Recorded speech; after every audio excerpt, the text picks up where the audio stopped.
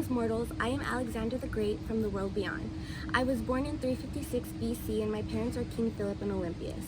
I was born on the 6th of Hecatombian, which you mortals know as July 21st. I was born to be great. My first accomplishment was that of taming Bucephalus when I was 12.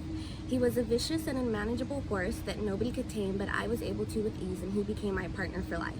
Growing up, I received most of my doctrines of morals and politics from Aristotle himself. He also taught me about theories and allowed me to practice the art of medicine. When I was just 16, I was a lieutenant of Macedonia, and I was a fierce warrior that was the first man that charged the Theban sacred band. Soon after this, my father was assassinated, and I became the king of Macedonia when I was barely 20 years old. Greatness was etched into my skin when I went to Delphi to consult Apollo and was told by the priestess that I was invincible. In my lifetime, I conquered around 70 cities. I also made my way to the Gordian knot. Anybody who untied the knots on the chariot would become emperor of the world. I untied this knot, and rumor has it that I cut the knots because I couldn't undo them. The other rumor is that I pulled the pin out of one pole and the whole thing came undone, but I'll leave that as a secret. During the Battle of Issus, I was stabbed in the thigh by King Darius, who led the Persian army against me. The Battle of Tyre was another success for me, where I executed thousands of Persians and sold many into slavery. One adventure I will always be proud of is my journey to visit the Temple of Ammon. My soldiers should have died from extreme thirst or being swallowed up by the sea of sand, but the gods were on my side and made it rain. The rain provided endless water for my troops and softened the sand for us. Darius was killed by his own troops, and I became king of Persia after conquering Europe. A couple of years later, I died in 323 BC. Nobody knows if I was purposely poisoned or if I died of malaria. And to be honest, I couldn't tell you either. I pride myself for having the largest empire of the ancient world, stretching from Greece to India. It also helps that I never lost a battle. It's not too bad being dead. I get to spend every day with my trusted horse, Bucephalus. There is no doubt you have heard about me through the writings of my biographer Plutarch, who wrote in his text, Alexander, the following words. Alexander was but 20 years old when his father was murdered, and succeeded to a kingdom beset on all sides with great dangers and rapacious enemies. For not only the barbarous nations that bordered on Macedonia were impatient of being governed by, but by their own native prince.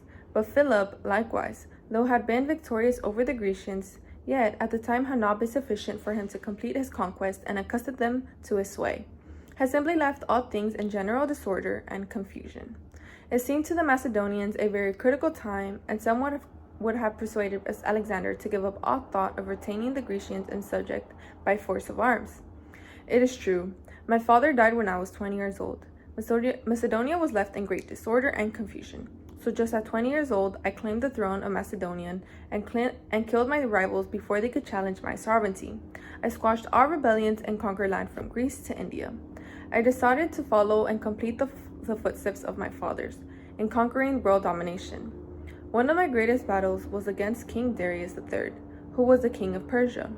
As King Darius proceeded from his march of Susa, he seemed very confident as he had the amount of 600,000 men on his side. Although I was outnumbered, I demonstrated great brilliance and power and be able to conquer and succeed in this battle. For this, my most important strength became my military virtue and knowledge. I combined great tactics, strategies, ferociousness, and experienced military soldiers to win all battles. The truth is that in my 15 years of being in battle, I never lost not one single one of them.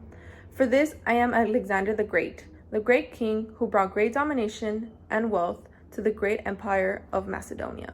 My life was significant because I showed the world of what I was capable of doing. I was able to overthrow the huge Persian Empire at such a young age and was able to unite empires all under my name. I built an empire that stretched from Greece all the way to India. In my conquest, I spread my Greek culture and religion everywhere I went, which eventually united my empire even after my death. This was known as the Hellenistic period, where everyone was able to identify with one another because of what I had done throughout my life. I created a single world where people were able to interact, thrive, and to be recognized as one. In addition to what my life taught the world were my military strategies.